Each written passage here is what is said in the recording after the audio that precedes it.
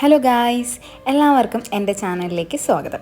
ഇന്ന് ഞാൻ ഉണ്ടാക്കാൻ പോകുന്നത് എല്ലാവരുടെയും ഫേവറേറ്റ് ആയിട്ടുള്ള ഗുലാബ് ജാമുനാണ്. അപ്പോൾ നമുക്ക് വീഡിയോയിലേക്ക് പോകാം. ആദ്യം തന്നെ ഞാനൊരു 2 കപ്പ് അളവിന് പാൽപ്പൊടി എടുക്കുന്നുണ്ട്. ഞാനിവിടെ പാൽപ്പൊടിയാണ് ഫുള്ളായിട്ട് എടുക്കുന്നത്, വേറെ അധികം മാവൊന്നും ഉപയോഗിക്കുന്നില്ല. ആദ്യം പാൽപ്പൊടി എടുക്കുന്നു, എന്നിട്ട് ഒരടപ്പ് സൺഫ്ലവർ ഓയിൽ ഒഴിച്ചു കൊടുക്കുന്നുണ്ട്. അതിനുശേഷം ഒരു മുട്ടയാണ് എടുക്കുന്നത്. ഞാൻ ആദ്യമായിട്ടാണ് ഗുലാബ് ജാമുൻ മുട്ടയിട്ട് ഒന്ന് കുഴച്ചെടുക്കുന്നത്. അതൊന്ന് നല്ലൊരു നമുക്ക് സോഡാപ്പൊടി ഒന്നും ഞാൻ ഇതിലിടുന്നില്ല, പകരമാണ് ഞാൻ മുട്ട ഇടുന്നത്. മുട്ടയും കുറച്ച് ഏലക്ക പൊടിച്ചതും കൂടെ എടുക്കുന്നുണ്ട്.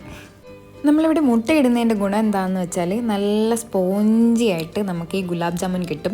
സോഡാപ്പൊടി ഇടുന്നത് മെയിനായിട്ട് അതിനാണല്ലോ, നല്ല പൊങ്ങി വരാൻ വേണ്ടിയിട്ട്. പക്ഷേ ആ മുട്ട ഇടുമ്പോഴത്തേക്കും നമുക്ക് നല്ല സ്പോഞ്ചായിട്ട് തന്നെ ഗുലാബ് ജാമുൻ കിട്ടും. അപ്പോൾ ഇതൊരു ടിപ്പാണ് ഗുലാബ് ജാമുൻ ഉണ്ടാക്കാൻ നേരത്ത്. അപ്പോൾ അത്രയേ ഉള്ളൂ. അത് കഴിഞ്ഞിട്ട് നമുക്ക് ഇതെല്ലാം കൂടെ നന്നായിട്ട് കുഴച്ചെടുക്കണം.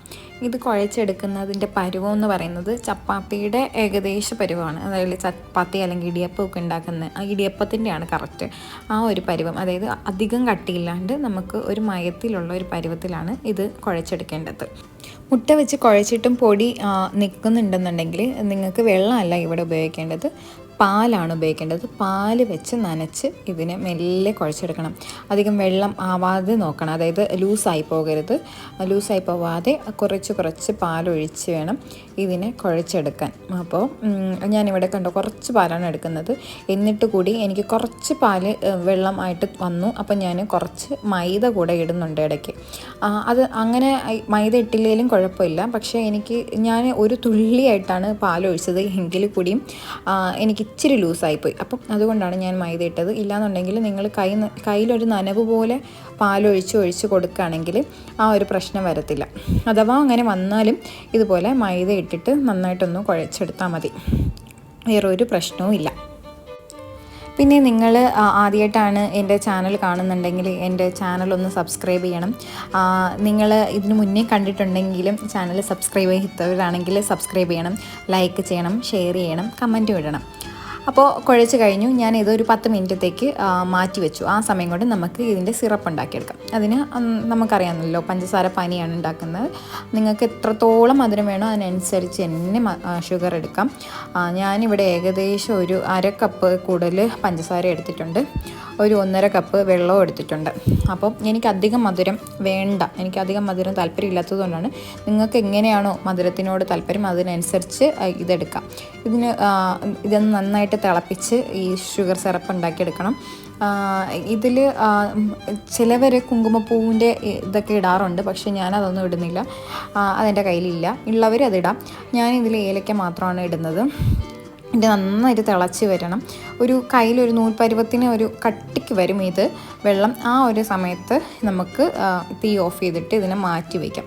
അതുവരെ ഒന്ന് നന്നായിട്ട് തിളപ്പിച്ചെടുക്കണം. അതാണ് സിറപ്പ്. അപ്പം അപ്പോഴത്തേക്കും ഇത് മാറ്റി വയ്ക്കുമ്പോഴത്തേക്കും നമുക്ക് നമ്മുടെ ഗുലാബ് ജാമുൻ്റെ ഉരുളകളൊക്കെ എടുത്ത് വയ്ക്കാൻ പറ്റും. ഞാനത് അവസാനമായിട്ട് 1 സ്പൂൺ ഒഴിക്കുന്നത് എന്താണെന്ന് വെച്ചാൽ റോസ് വാട്ടറാണ്.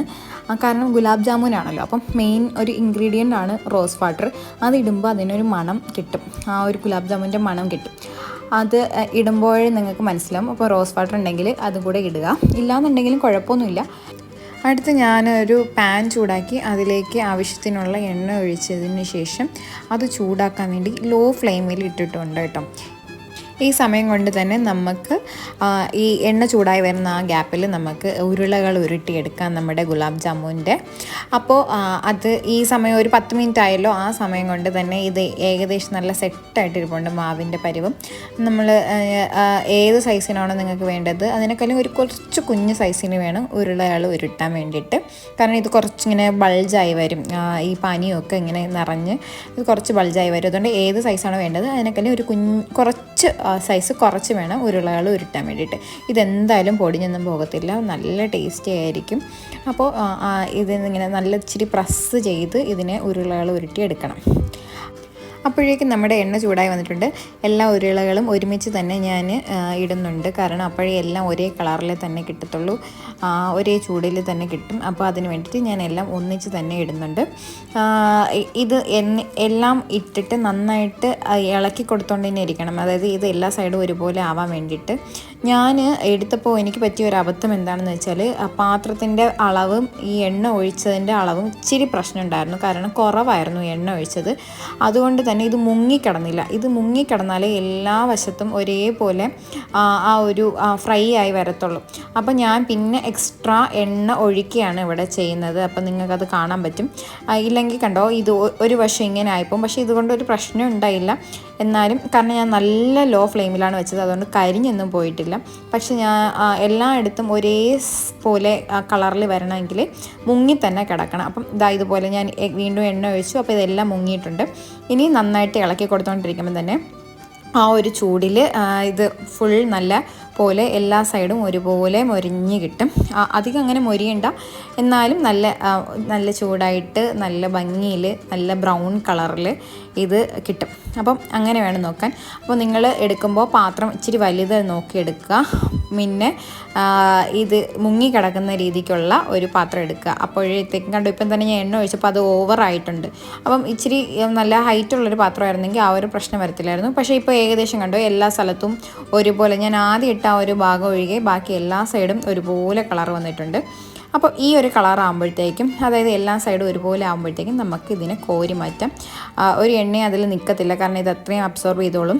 അപ്പോൾ ഈ ഒരു പരുവത്തിൽ നമുക്ക് കോരി മാറ്റി ഒരു പാത്രത്തിലോട്ട് വെക്കാം. എല്ലാത്തിനെയും ഒരേപോലെ തന്നെ കോരി വെക്കണം. ഈ സമയം നിങ്ങൾ ഫ്ലെയിം ഓഫ് ചെയ്യാനും മറക്കരുത്, കാരണം ഈ ഓണായി കിടന്നാൽ കുറച്ചും കൂടെ കരിഞ്ഞു പോകും. കരിയാതെ ഓഫ് ചെയ്ത്, കാരണം തിളച്ച എണ്ണയാണ്, അതിൽ കിടക്കും തോറും വീണ്ടും കൂടെ തീ ഇടുകയാണെങ്കിൽ അത് കരിഞ്ഞു പോകും. അതുകൊണ്ട് ഫ്ലെയിം ഓഫ് ചെയ്യാൻ മറക്കരുത്. ഫ്ലെയിം ഓഫ് ചെയ്തിട്ട് എല്ലാവരെയും നന്നായിട്ട് എണ്ണ തോർത്തി കോരിയെടുത്ത് ഒരു പാത്രത്തിലേക്ക് മാറ്റുക. അതിനുശേഷം നമ്മൾ ഇതിനെ എല്ലാവരെയും നമ്മൾ നേരത്തെ തയ്യാറാക്കി വെച്ചിട്ടുള്ള നമ്മുടെ ഷുഗർ സിറപ്പിലേക്ക്, പാനീയത്തിലേക്ക് ഇടുക. എന്നിട്ട് നന്നായിട്ടൊന്ന് ഇളക്കി കൊടുക്കുക. അപ്പം ഇതെല്ലാം നല്ല മുങ്ങി കിടക്കുന്ന രീതിക്ക് ഇതാവണം. അപ്പോൾ ഇത്രയേ ഉള്ളൂ. ഇത് തണുത്ത ശേഷം കഴിക്കാം. ഞാൻ തണുക്ക് മുന്നേ തന്നെ ജസ്റ്റ് ഒരു ചൂട് മാറിയ സമയം തന്നെ കഴിച്ചു. നല്ല ടേസ്റ്റ് ഉണ്ടായിരുന്നു. അപ്പോൾ അധികം മധുരം ഇല്ല. എനിക്ക് അധികം മധുരം താല്പര്യമില്ലാത്തത് കൊണ്ടാണ് ഞാൻ ആദ്യമേ ഒരെണ്ണം ട്രൈ ചെയ്ത് നോക്കിയത്. പക്ഷേ ഭയങ്കര ടേസ്റ്റായിരുന്നു. ഞാൻ ഇതിന് മുന്നേ ബ്രെഡ് വെച്ചിട്ടൊക്കെ ഗുലാബ് ജാമുൻ ഉണ്ടാക്കിയിട്ടുണ്ട്. പക്ഷേ ബ്രെഡ് വെച്ചിട്ടുണ്ടാക്കുന്ന ഗുലാബ് ജാമുനൊന്നും അത്രയും ഒരു ടേസ്റ്റ് നമുക്ക് കിട്ടത്തില്ല. ഇതാകുമ്പോൾ വളരെ എളുപ്പമാണ്. പാൽപ്പൊടി മാത്രം മതി. മെയിനായിട്ട് പാൽപ്പൊടി കിട്ടിക്കഴിഞ്ഞാൽ നമുക്കിത് പെട്ടെന്ന് തന്നെ ഉണ്ടാക്കിയെടുക്കാൻ പറ്റും. അധികം സമയവും ഇല്ല. കുട്ടികൾക്കൊക്കെ നല്ല ഇഷ്ടപ്പെടും. എല്ലാവർക്കും ഒരു ഗസ്റ്റ് വരാണെങ്കിലും പെട്ടെന്ന് ഉണ്ടാക്കി കൊടുക്കാൻ പറ്റുന്ന ഒരു ഈസി ആയിട്ടുള്ള റെസിപ്പിയാണ്. നല്ല ടേസ്റ്റ് ഉണ്ടായിരുന്നു. നല്ല സ്പോഞ്ചി ആയിരുന്നു. ഇതിനകത്ത് നല്ലപോലെ അബ്സോർബ് ചെയ്തിട്ടുണ്ട്. എനിക്ക് ഭയങ്കരമായിട്ട് ഇഷ്ടപ്പെട്ടു. എല്ലാവർക്കും ഇഷ്ടപ്പെട്ടു, എൻ്റെ വീട്ടിലുള്ളവർക്ക്. അപ്പം നിങ്ങളും ട്രൈ ചെയ്ത് നോക്കുക. ഇതുപോലെ ഇഷ്ടപ്പെട്ടെങ്കിൽ കമൻറ്റ് ഇടുക. എൻ്റെ വീഡിയോ ഇഷ്ടമായാൽ please subscribe to my channel. Like ചെയ്യുക, ഷെയർ ചെയ്യുക, കമൻറ്റ് ഇടുക. Okay, by.